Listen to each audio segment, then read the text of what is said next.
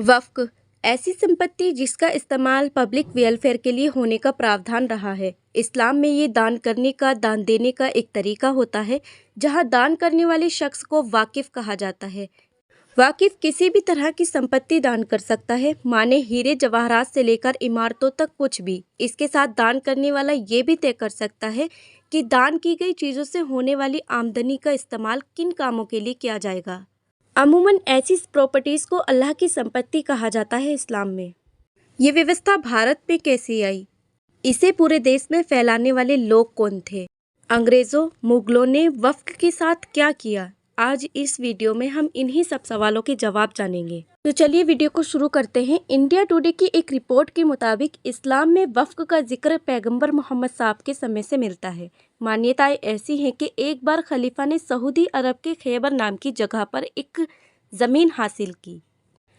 पैगंबर मोहम्मद साहब से पूछा कि इस ज़मीन का क्या किया जाए। पैगंबर साहब ने कहा, इस संपत्ति को रोक लो और इससे होने वाले फ़ायदे को लोगों के कामों में लगाओ, उनकी ज़रूरतों को पूरा करो। इस तरह उस ज़मीन को वक्फ किया गया। एक किस्सा और भी है। पैगंबर मोहम्मद साहब के समय 600 खजूरों के पेड़ों का एक बाग बनाया गया था, जिससे होने वाली आमदनी से मदीना के लोगों की मदद की जाती थी। ये वक्फ के सबसे पहले उदाहरणों में से एक बताया जाता है। वक्फ को लागू करने वाला शासक कौन था, इसे सीधा सीधा बताना कठिन है। ये कुछ ऐसा ही सवाल है कि सबसे पहले दान किसने किया। बात भारत की करें तो यहाँ इस्लाम आने के साथ वक्फ के उदाहरण भी मिलने लगे थे। मसलन दिल्ली सल्तनत के समय से वक्फ के संपत्तियों का लिखित जिक्र मिलता है।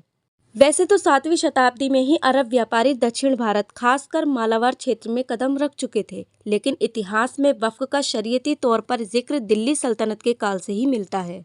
पॉल डेविस इस नाम के लेखक अपनी किताब 100 decisive battles from ancient time to the present इस नाम की किताब में भारत में हुए कुछ युद्धों को शामिल करते हैं, युद्धों का जिक्र करते हैं। इनमें से एक था तराइन का युद्ध।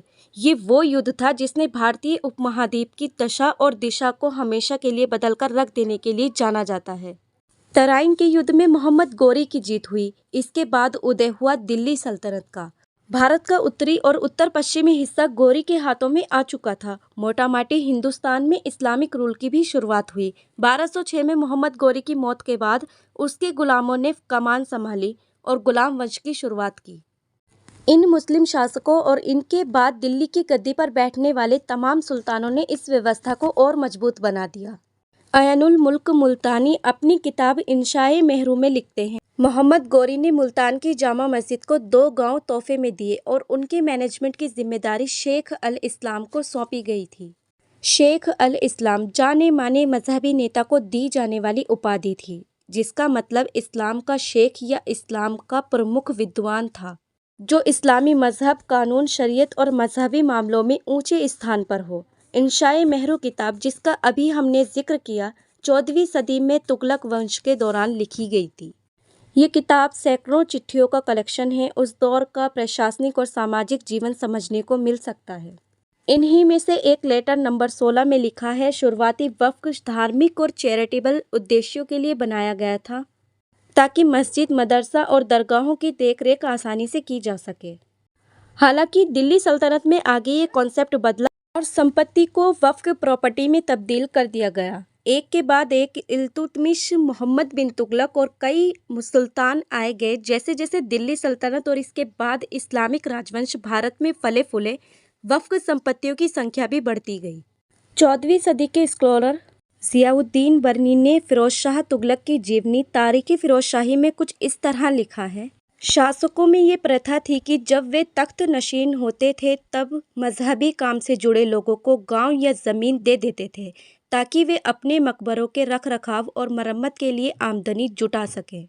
वहीं विपुल सिंह अपनी किताब इंटरप्रेटिंग मिडिवल इंडिया में लिखते हैं, दिल्ली सल्तनत का सबसे अहम दफ्तर दीवान वजारत था, जिसे वजीर चलाता था। वजीर को आप सुल्तान का प्रधानमंत्री कह सकते हैं। वो शख्स जो दरबार में सबसे ताकतवर और सुल्तान के सबसे करीब होता था। वक्फ के काम भी इसी विभाग में होते थे।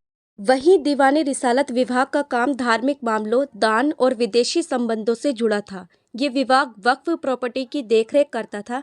वक्फ की आमदनी से जब हौज माने तालाब, मदरसे, सड़कें और सराय जैसी पब्लिक प्रॉपर्टी के रखरखाव होता था।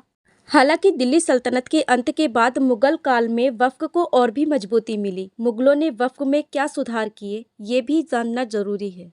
1526 की बात है। पानीपत की लड़ाई के बाद लोधी शासकों का पतन हुआ और दौर शुरू हुआ मुगलों का।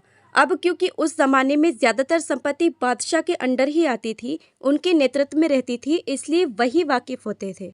जैसा कि हमने आपको पहले बताया, दान करने वाले शख्स को वाकिफ कहा जाता है। नतीजतन कई बादशाहों ने मस्जिदें बनवाई जो वक्फ हुई और उनकी मैनेजमेंट की जिम्मेदारी स्थानीय कमेटी को दी गई, जैसे कि इंतजामिया कमेटियाँ। 1656 में शाहजहां की बनाई गई दिल्ली की जामा मस्जिद भी वक्फ की संपत्तियों में आती है। मुगल बादशाह ने इसे बनवाने के बाद वक्फ के तहत रखा ताकि ये जनता के लिए एक मजहबी और सामुदायिक तौर पर काम कर सके।